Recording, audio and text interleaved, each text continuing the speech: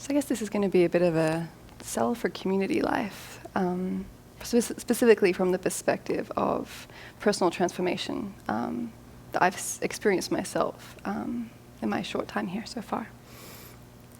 So specifically the opportunity to train in community life. And this has been on my mind as I've recently been having to work a bit harder than usual on my habit energy around the triad of arrogance, jealousy, and competitiveness. And then underlying that very much is the comparing mind. And I think also a not very stable sense of self-esteem or self-confidence.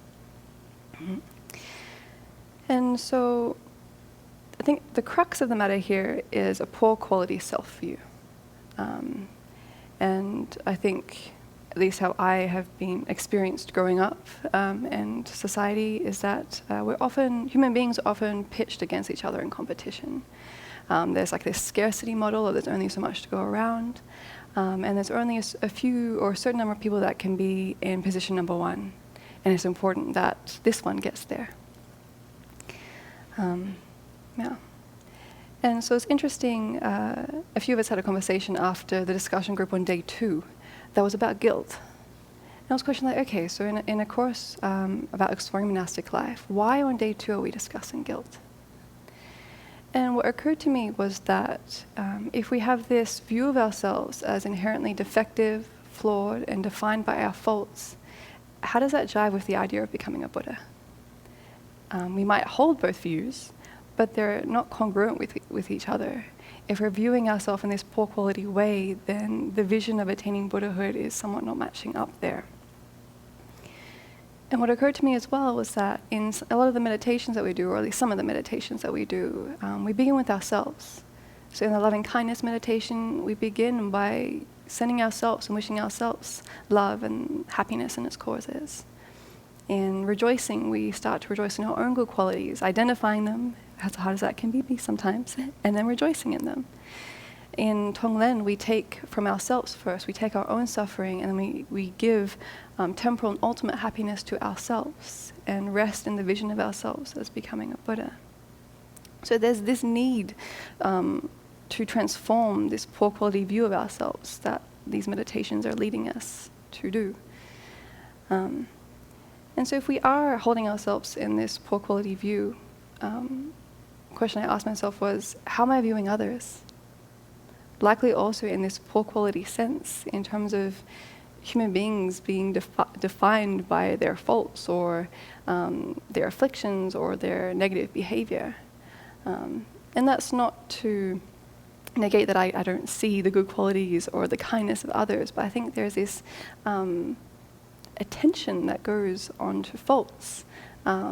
And the idea of Buddha nature or the goodness of others isn't the first thing that necessarily pops to my mind when I look at myself or others. That's an incredibly limiting view.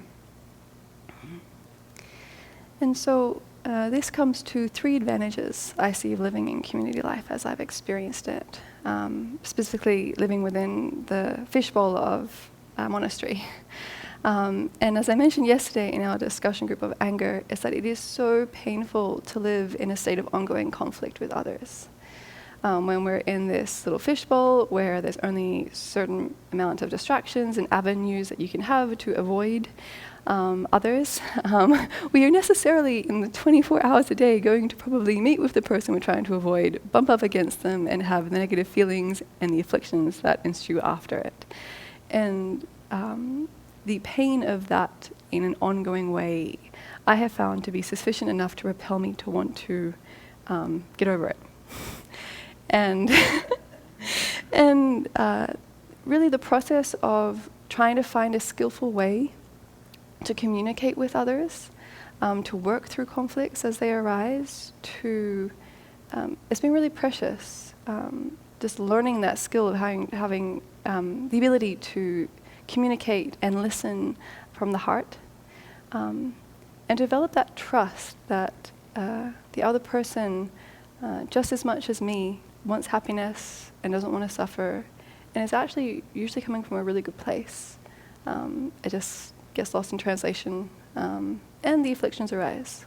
but that's not the defining feature of ourselves or others.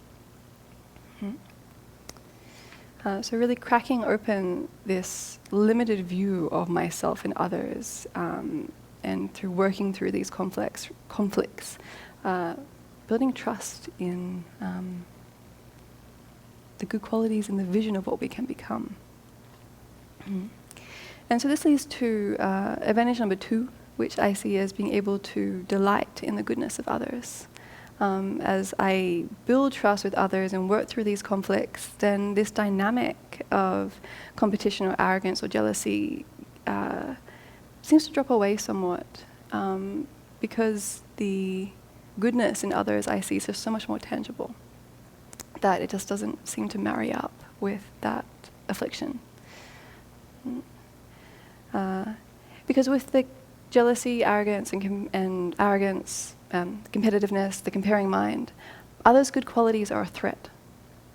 If they have a good quality, a skill, or do things that I don't do, it directly relates back to me in that I'm deficient somewhat, I'm not good enough, and I'm asked to work really hard to be able to get up to that level. And on the flip side, if I have these expectations of how things should be and others don't do it, then they're defective. There's something wrong with them, and they need to work hard to live up to what I think should be done. And again, running on this way of thinking is so painful. And again, being in that little fish tank where we're all with each other and having that being so visible is another motivation to drop it and transform.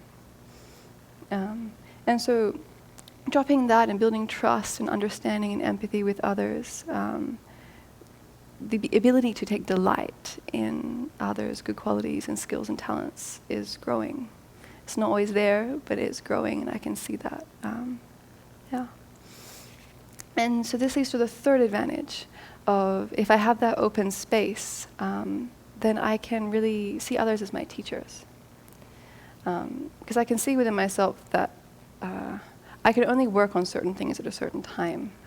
Certain afflictions are rising, and that's where I need to put my energy. And I've seen and discussed with others that we're all doing the same. We've got a limited capacity at the moment as ordinary sentient beings, and we put our energy where we need to work on what's bubbling up right now. We also all take different inspiration from the teachings that we receive. Different things touch our heart in different ways. And so what is beautiful is that living in community, we have the opportunity to learn from everyone else who is working, having their own process and growing in the teachings that they're processing in their own unique way. And 2 instances come to mind recently where seeing others process and seeing how they're growing in the Dharma, if I'm open and not in a space of low self-esteem or competitive arrogance, jealousy, I can use it as a teaching for myself. So recently, Venerable Nima was asking about the discussion groups that we had, and I can't remember which one it was now, but I put the question back to her of what she would have shared. And she shared how she was working with the idea of how she's trying to put the community needs before her own, in her own process around, it's not about just my practice, but how can my life be in service of the community. And I'm still working with this idea. So it's very helpful for me to be inspired by her work that she's done around this and put it back to myself as like, okay, where do I sit with this? How can I grow in this area?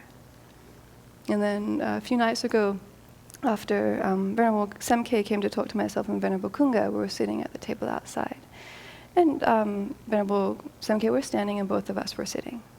And we have a training guideline around here is that if a senior comes to speak with you, you stand up as a sign of respect. The thought just did not occur to me. So I'm just in there, Venerable Semke is here, I'm sitting down, we're talking. And Venerable Kunga then suddenly stands up and offers Venerable Semke her seat. And the light bulb went off in my head. It's like, oh yeah, that would have been nice to do. So it's situations like this that are really precious.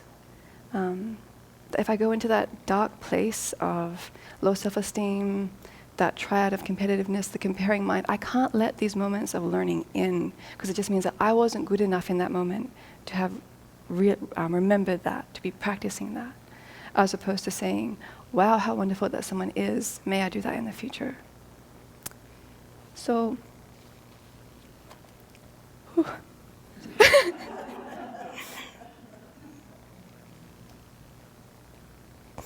A lot of gratitude.